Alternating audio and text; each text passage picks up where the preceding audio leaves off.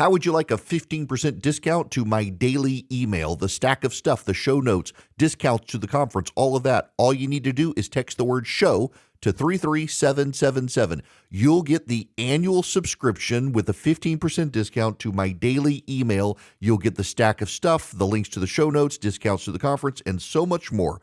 All you have to do is text the word show, SHOW, to 33777. Text show to 33777.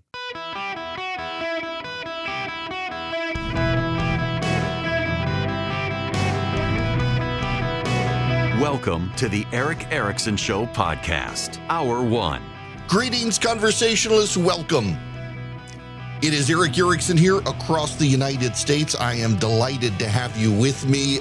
No phones today. My setup is I'm doing it from my house. As you know, if you listen on Friday, my wife was put in the hospital on Friday. She's still there. Hoping to get her released. In fact, we got to go to a best of in the 2:00 hour because my son is sick and I've got to take him to the doctor. And then I got to check on my wife. We're hoping if she's not discharged this afternoon, it'll be in the morning. So life is kind of discombobulated. So just bear with me here as we get with the show and I will keep you updated on all of that stuff. But first, we've got to start with Boomer Selma. That's no King's Day on Saturday. I don't know if you saw the pictures from around the country. I was struck by how old and white it was. Now, if you're a progressive, you'll get very defensive and say, but there was someone young there. Yes, there was someone non-white there. There was someone Hispanic there. There was someone young there, but overwhelmingly it was a bunch of old white people. Here's what's going on. The old white people right now were partying in high school during the civil rights movement, and they've been in search of a bridge to cross ever since. They couldn't cross the bridge at Selma, and so they want one to cross, and so whenever there's a protest, they show up at protest. And yes, there were certainly, I've heard from well-meaning people who were moved by the spirit to go protest. I've gotten emails from people who they were moved by the spirit. They felt compelled. They are unhappy with things Donald Trump has done and the Republicans have done, and they decided they needed to go protest on Saturday. Now, many of these people, you should understand, lean to the left to begin with. Most of the people, however, are just professional protesters. They show up. They don't go to church on Sunday. Most of the people who were at these protests on Saturday were not in church on Sunday. Ironically, most of the people upset about the protests on Saturday were not in church on Sunday. Politics has become a religion for all of them. MAGA and anti-MAGA, politics is now the religion for a lot of them. They don't go to church on Sunday. They get worked up about politics. They care greatly for or against the president. I want to start this way, and I beg you to listen to the whole thing. I beg you to listen to the whole thing, whether you're for the president or against the president. I regularly voice concerns about the President of the United States. I think the President of the United States has poor character. I am concerned about blowing up the speedboats in the Caribbean because I'm not sure that I trust that Pete Hegseth is listening to accurate intelligence, and when the commander in charge resigns, that tells me there's a problem. I'm concerned about the president's family's dealings and the cryptocurrency trades from people I suspect are tied to the administration who are profiting off the administration. I'm concerned about the president's prosecutions of political enemies. I'm concerned a great deal about the president's economic policy related to tariffs, some of which he's beginning to walk back. I'm concerned that when the president's supporters hear anything about the president they don't like, they describe the person as an apostate, a heretic, a never-Trumper, and they cannot abide criticism of their president any more than Democrats could abide criticism of Joe Biden back in the day or Barack Obama. I'm concerned about the cult of personality. I'm concerned about all of those things, and yet I'm more concerned about the Democrats. We had a No Kings protest this weekend. What are they protesting? A democratically elected president of the United States who won the popular vote, who's been enabled by a democratically elected Congress of the United States that the Democrats have decided to shut down, and they can't even be honest that they're the ones who shut it down. And what is the recourse? For boomers to protest in the street and rely on unelected judges who were appointed by the prior president or Barack Obama, who are life tenured and aren't going to be impeached, to stop the agenda of the democratically elected president of the United States. And what do these people want? Open borders flooded with illegal immigrants. They can't even be honest about the numbers of criminals, rapists, drug dealers, and others who are being deported, the gangbangers. They couldn't be honest when Joe Biden was president about Joe Biden's decline and are suddenly obsessed with the mental capacity of Donald Trump. They are pro-abortion zealots. They are anti-Semites. They don't particularly care for democracy themselves. They just don't like being out of power. If I have the choice between one or the other, I will hold my nose and vote for Donald Trump. There are plenty of things about him I disagree with, and I'm willing to say it, unlike a lot of the Democrats who kept their mouths shut when Joe Biden was president, and a lot of the progressives who marched in the street who happened to not like Joe Biden because he wasn't radical enough for them. Remember, these are the people who are very upset and disgusted with Barack Obama for feeling like Barack Obama sold them out. So you'll forgive me if I don't get worked up about this. I had somebody come after me this weekend on social media and say, you know, deep down, you don't like what Trump is doing. And these people marching in the streets make you feel like you have poor character for not standing up. Like, I stand up all the time on my radio show and say when I don't like things, and I get unmitigated hell from Trump supporters for disagreeing with him. I will get complaints from people for this opening monologue because I've criticized him, but I still prefer his policies to the Democratic policies. And what I note is that the people who say they want no kings would be perfectly happy with the king if he hoisted a rainbow flag and declared jihad on the Jews. That's exactly what's happening in this country with the left.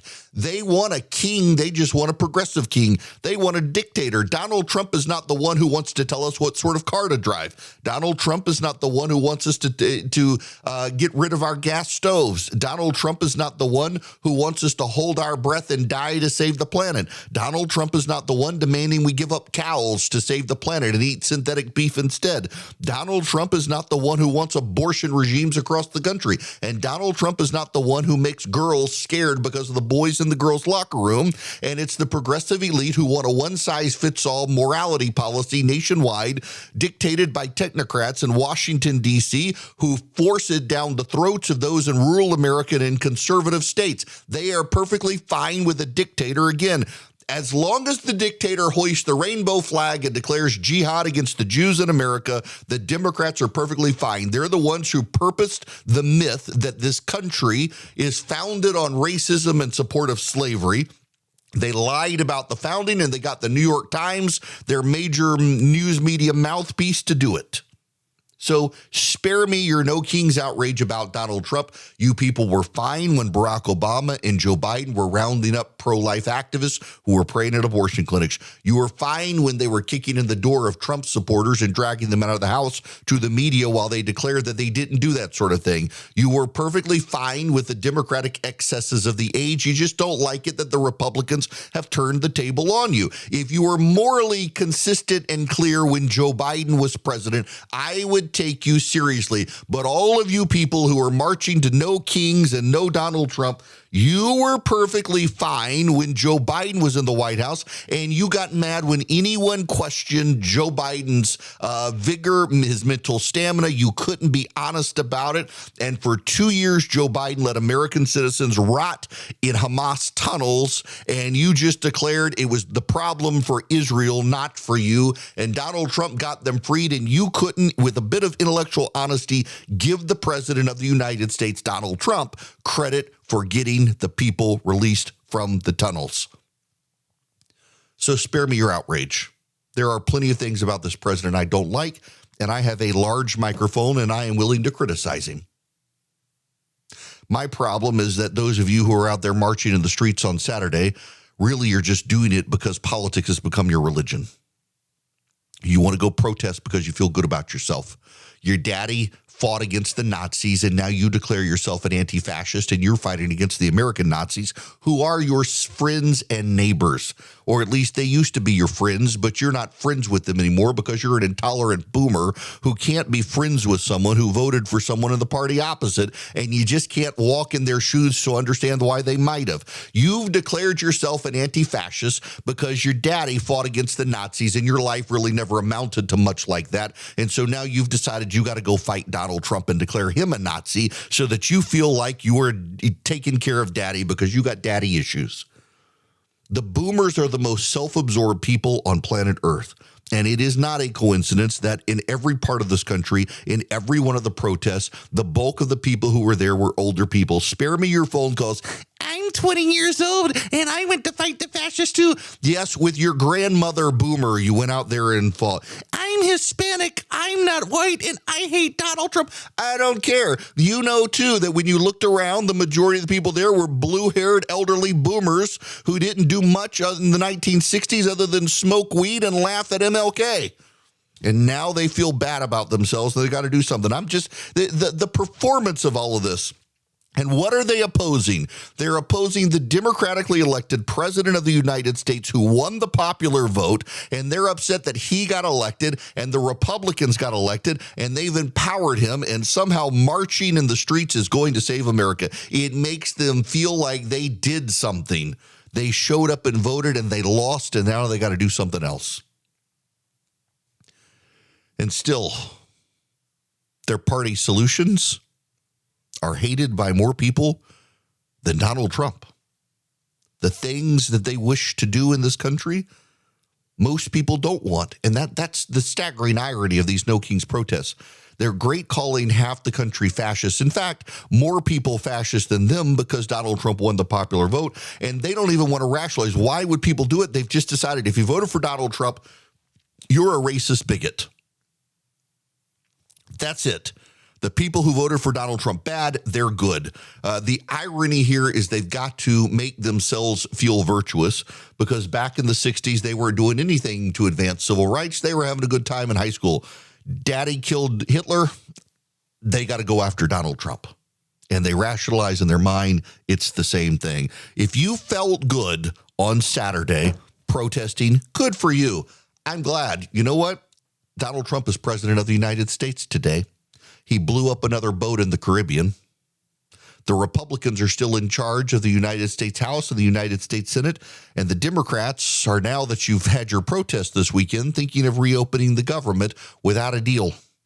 You accomplished absolutely nothing, but you feel like you did because you saw the large numbers of people with you. And there is power in the numbers of people. There's power in the energy of the crowd. At least you've convinced yourself. But more people voted for Donald Trump than voted for Kamala Harris, and you people were convinced that there was power in those numbers too.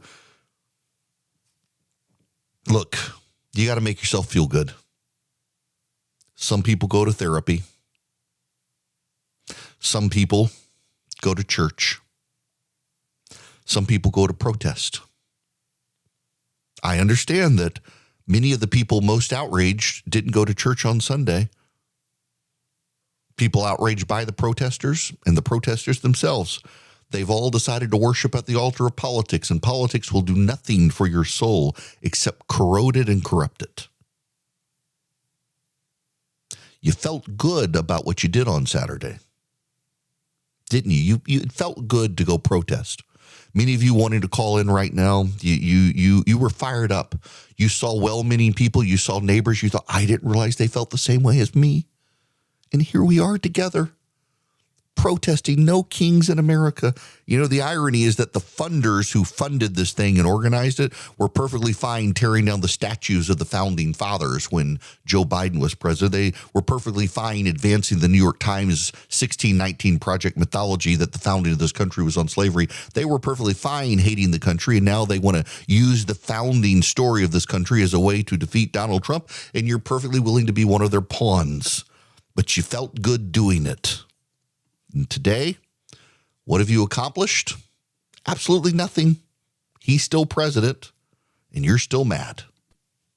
Y'all, I have been waiting to tell you about Cove Pure. I'm so excited. So, I moved my radio show and podcast out of my house to a studio, and I'm in a big corporate building, and you don't really trust the water out of the pipes.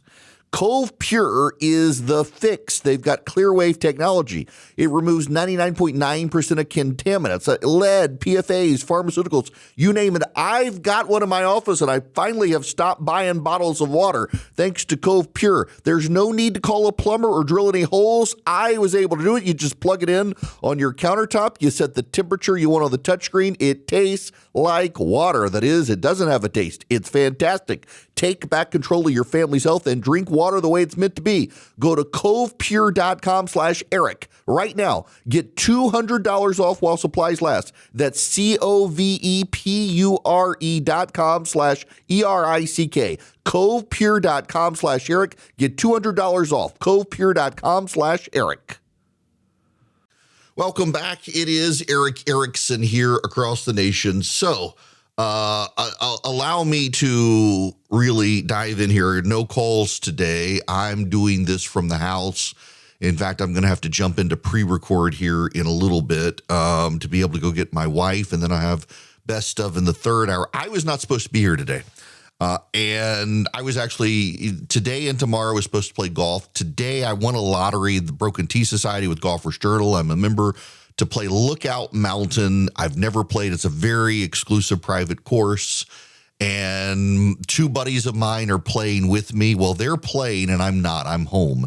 Christy got admitted to the hospital on Friday with rhabdomyolysis, which is your body essentially dissolving muscle. Your kidneys and liver can't process it. So they've been flushing her body since Friday with sodium bicarbonate and fluids to try to minimize the damage to the kidneys and the liver. And, it's been a weekend, and now my son is sick, so I have to get my wife out of the hospital in an hour, and then I got to take my son to the doctor because he's sick, and I was supposed to play golf tomorrow in an exclusive course that's so exclusive I don't even have it on my calendar. Nobody was even my team wasn't supposed to know. And now I can't do that either. Really was going to be set up to broadcast, so no one would even know I was off the air. I'd have a morning round, do my show, have an afternoon round, come home. Today I was supposed to have a morning round, an afternoon round, and meet some very prominent people who are involved with that course who will go nameless. And instead, nope. But good news is, look, I'm a good husband. I vacuumed. I did all the laundry. I dusted. I've taken care of the dog. Now, thankfully, she's going to get discharged here in a little while. So it's good. She is on the mend. I am very glad. God bless the great doctors who have taken care of her. And thank you for all your prayers, those of you who were listening on Friday, knowing she was in the hospital. So it's been a whirlwind weekend at the Ericksons. I'm ready for a break. I have a speech in Las Vegas the second weekend in November, and I'm really thinking of staying an extra day and just sleeping. I need to go to Barnsley Gardens is what I need to do. Now, I need to tell you about Americans for Prosperity before we move on. You had this massive No Kings protest organized by the left. The greatest organizer on the right is Americans for Prosperity. They're the largest and leading grassroots group in the country. They happen to be on the right, and they advance common sense conservative reforms, and they would absolutely love to have you on board. If you would like, you can go to afpvolunteer.com today. They mobilized an army of support for the president's tax plan. They have been pushing for school choice around the country. They've been pushing for permitting reform for power companies and pipeline companies and drillers for oil. They have pushed for common sense conservative reforms for small businesses and states. I mean, these are the sorts of things they do. And they get you involved to call your local government, your state government, your members of Congress, teach you how to speak before them, even how to talk to your neighbors, or just be the most informed person in your circle of friends. They're a great group. They have chapters in every state now. They would love to have you. Go to afpvolunteer.com. I'm on their board of advisors. I'd love to see you at one of our events around the country. I've been in Vermont, Utah, Florida, all over the place for them. afpvolunteer.com is the website. afpvolunteer.com. Hello and welcome. It is Eric Erickson. Welcome back. Don't forget, if you text Eric, E-R-I-C-K, to 33777, you'll be able to get the live stream, the show notes, the podcast, all that fantastic stuff that you want to stay up on top. And I'll have more information. I finally perfected my s'mores Rice Krispie treat. I'm going to write that recipe up, push it out to the recipes list. So if you text the word recipe, singular, not plural, recipe, to 33777, you can sign up for that list. I'm about to turn it back on. It's been dormant for a while, firing it back up. Now that I've got this recipe perfected, we need to talk about the tariffs. So, I'm a critic of them.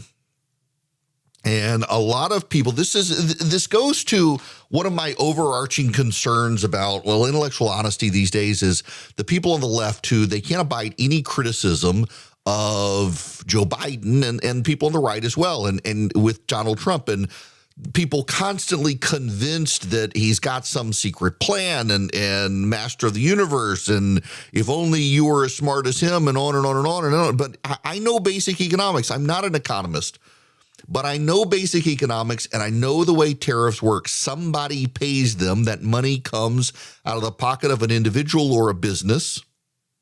And a lot of companies in this country have been paying the tariff because they couldn't pass the full cost on to you because you would stop buying it. If you got the show notes on Friday, and there's more data in there today, including the Wall Street Journal story. If you got the show notes on Friday, text Eric to 33777, click the top link to subscribe. There's a story in there of CNBC surveying small businesses. And pretty much every small business has the same story. They're not hiring. They're not giving pay raises. They're cutting back on investment. And they're still raising prices. They're not raising prices the full cost of the tariff because you would not buy the product from them. That means that they can't hire staff, they can't pay staff more higher wages, they can't do anything they want to do. It's even as bad in some of the Fortune 500 companies. Ford Motor Company is signaling it's about to escalate prices. So I went with my son this weekend to look at cars. He really likes, we went to a different Hyundai, forgive me, Jim Ellis, we wanted to look. And I think we have settled on the Hyundai Santa Fe. I got to reach out to the Jim Ellis folks. The one that he saw that he really liked was there. They're not giving me a special deal. Don't worry about it. And it's pricier than the Ford we looked at. So we looked at, I finally came to peace with letting him look at a Mustang. And it turns out it won't fit his cello. And he decided he didn't like it. And I was shocked at how much cheaper it was and the Ford Explorer was compared to the Santa Fe. In large part, it's because of tariffs. There's a problem, though. There were lots of rebates now on the Explorer and the Mustang. There were really good deals. I mean, less than $40,000 for this Explorer we looked at. Here's the problem, though.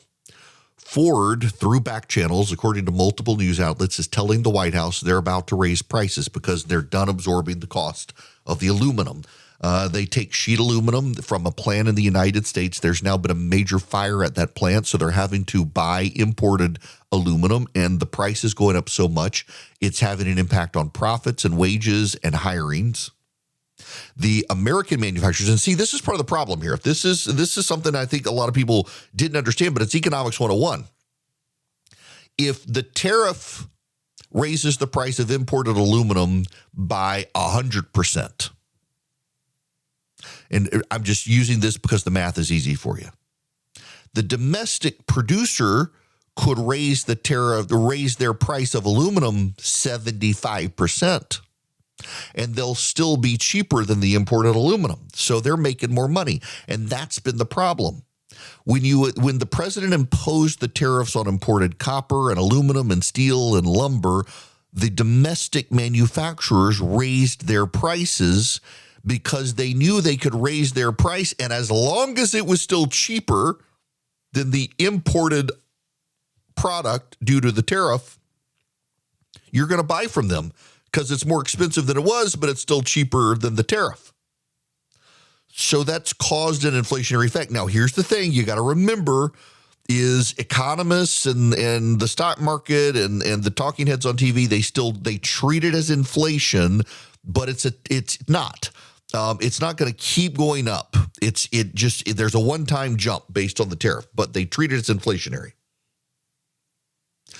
That cost has to be absorbed either by the company, by the company that is shipping the stuff to the United States, or by you.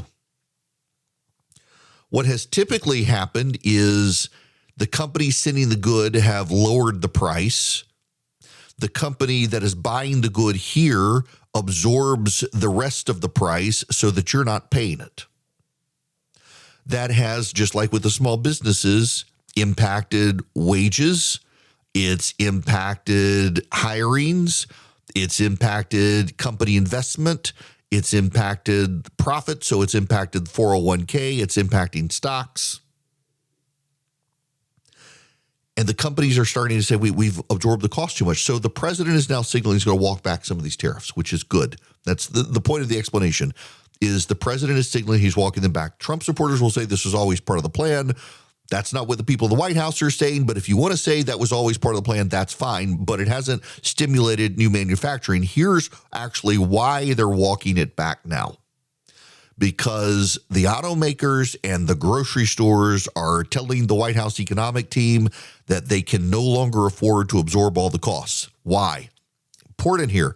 Harvest season for some products in this country is happening now, but other products harvested earlier in the year. Beef is having a problem because there's been a drought. There have been problems within the domestic supply chain for beef. Normally, we would supplement with Brazilian imports, but there's a 75% tariff, so beef prices have gone up due to the drought, due to the supply chain, factory, slaughterhouse issues, and also due to the tariff. The prices of groceries are starting to go up. Coffee was already going up and bananas were already going up. Other products are starting to go up. Beer is going up. Why is beer going up? Aluminum cans. Other goods are going up. Why? Because the price of canned goods, because of the cans, the price of those are going up now because you have domestic manufacturers who are shut down due to fires. They're having to use foreign supply chains to get aluminum, to get steel, to get things like that for the tin cans and the like. So that cost is going up. All of that's being passed on to consumers. So the president is now saying they're going to start walking back tariffs that are directly impacting consumers. That's good. I'm not opposed to the tariff for China, for example, strategically done. But when you apply the tariffs to China, but then to also everyone who competes with China, that becomes a problem. And they finally, I think, seen the light on this. So the Wall Street Journal is reporting that the president's team is starting to realize they have a problem because companies are starting to pass the cost along to consumers. Scott Bessent's spin on this is that it was a surcharge. It wasn't a tax, it was a surcharge. That is the argument that was made by Obama supporters, that Obamacare wasn't a tax, the individual mandate wasn't a tax. It was a premium surcharge. It's a tax. There's no such thing as a surcharge. The government doesn't have the power to do a surcharge. Article 1, Section 8, you have the power to tax, you have the power to do duties, you have the power to do tariffs. You don't have the power to make a surcharge. Federal government, it's a tax. The clever talking points by Bessent here are not a way to cover from what happened. So the good news here is the president's team is starting to walk them back. The tariffs look like they're going to be walked back sooner than Christmas. Why? They're starting to see economic headwinds build. And they're starting to realize that as much as people hate the Democrats, they may side with the Democrats because of the tariff issue. We don't want the Democrats to take back the House and the Senate. If the economy turns south, and in the next hour, I want to start with some of the economic underlying data that is suggesting we're headed towards somewhere not good, and the president's team realizes there's underlying economic instability right now. It's not their fault. Let's be real clear here. I'm not saying, and no one should say, the underlying economic stability is the fault of the president. It's not. It's not the fault of his team. It's not the fault of the tariffs. It's just there. It's a carryover effect from the post-COVID inflationary period we had and the high interest rates. That's why the Fed is starting to cut interest rates, and it looks like they're going to do it again. It's why the government is starting to sound the alarm on some of the tariffs needing to come off. Underlying economic impact suggests there are problems. It's good they're reversing course. To you who are progressives, I want to talk to you for a minute. You're convinced the president refuses to change his mind, doesn't look at the data, everything is his fault. Here is the president of the United States looking at the underlying data, listening to businesses, listening to small businesses, listening to the markets, listening to his economic advisors, and deciding to change course from something he philosophically supports. The president is a philosophical supporter of tariffs. He does believe in tariffs. But they've decided to change course now, having taken all the data in and changed their mind. They're doing the very action the left says the president's capable of doing. They're doing the very action progressive agitators don't believe is possible in this administration. They're going to be attacked for changing their mind now. I actually am glad they're changing their mind. I'm not attacking them at all. There's no way for them to win in the media environment because there's so much hate from the media towards the president, but he's doing the right thing now. And this will be good for the economy. So now here's where we head. Some of the consumer-facing tariffs on groceries, imports, things like that start to go away. That revs up those sectors. Wages can go up now. They can invest and they can hire. The Federal Reserve cuts rates again. That provides more overall economic stimulus to the market. The hope is that this extends economic stability enough that the underlying instability continues to be an undercurrent and not actually explode out into the open. At the top of the next hour, I actually want to talk about some of that. And again, it's not partisan. It's just there. You need to know about it. You need to be smarter than everybody else. You need to be prepared for it. The Andrew Ross Sorkin and others at CNBC, the Wall Street Journal, they're all starting to sound the alarm that there are some market fundamentals and economic fundamentals in major companies that are starting to not look good. And it all comes as we realign the economy out of COVID. The economic stimulus from COVID starts to go away. These companies were riding a wave of essentially government subsidy that's coming to an end. Everybody's starting to be a little concerned about it. You should be concerned about it too. And you should know what it looks like so you're prepared for it. And I am reassured that Kevin Hassett and Scott Bessent are very aware of it. They've advised the president on it, and this kind of explains the president's big push on interest rate cuts from the Fed, and now the Fed responding. And also why they're walking back some of the consumer-facing tariffs as they see those consumer-facing tariffs impact small businesses more than large businesses. And we're going to need to start building up the small businesses to deal with what potentially is coming from some of the big businesses. All in all, this tells me the president's team looks at the data, changes their minds and course based on the data, and that's what everyone says they want in good management from the government, and they're getting it from the Trump administration, so we should all be reassured by it.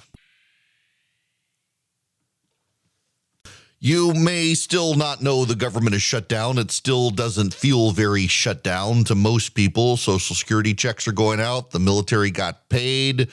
The national parks, you can still go through them to some degree. I did note that there was hunting season and you couldn't hunt on federal land this weekend in the South. But by and large, doesn't feel like it's shut down. Here's the Speaker of the House a short time ago.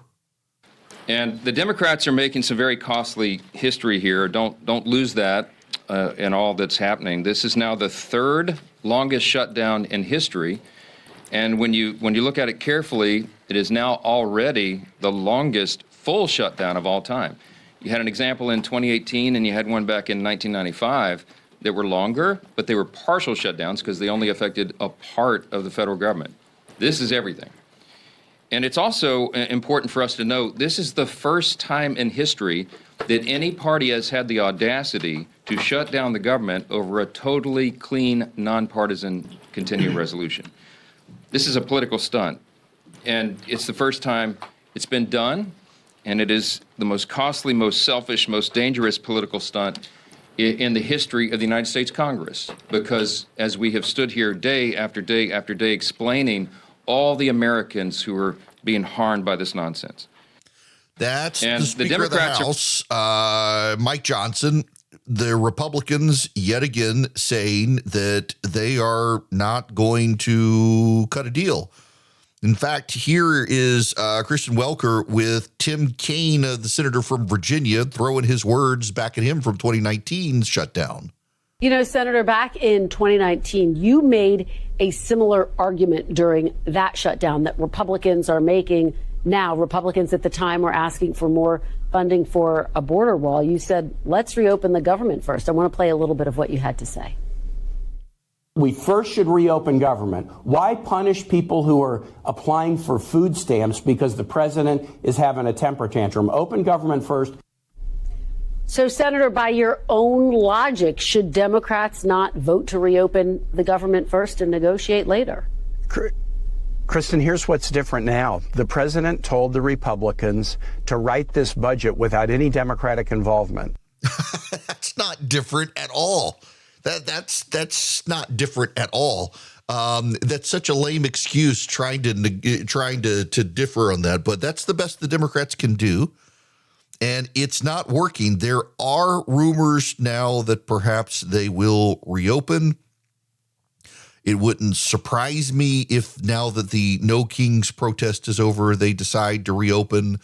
It's been kind of funny to watch the stunning level of hypocrisy from the Democrats who, one, they don't really like having their words thrown back at them. Remember, this is the first time the Democrats have shut down the government in modern history. It's always been the Republicans who do it. Then the Democrats now, they're kind of caught with their own history of consistent rhetoric that you got to have a clean resolution and then negotiate. That's what the Republicans now want, just the Democratic standard. In fact, the wild and crazy thing is that the continuing resolution that's being voted on is the one that Chuck Schumer drew up last year when the Democrats controlled the Senate. Yeah, this is, you understand, right? The budget that they're dealing with is based off of Joe Biden's budget. And the last time the continuing resolution was done, it was drafted by Chuck Schumer. That's what the Republicans have advanced, the same continuing resolution. And now suddenly the Democrats are balking at the idea, which is just kind of funny.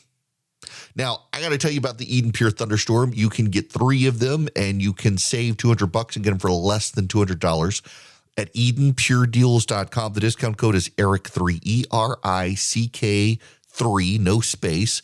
They're air purifiers, so they get rid of dust, pollen, they get rid of pet dander, they eliminate odors, all odors, and this is how I use them. I don't actually use them as an air purifier, to be honest with you. I don't leave them running the whole time because they generate ozone, but it's the ozone that's the key to the odor elimination.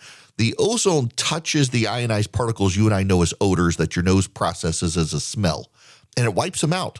And because those odors may be trapped in the couch and ozone's a gas, it gets into the couch, into the carpet, wherever the odor is. No odor can stand up to it.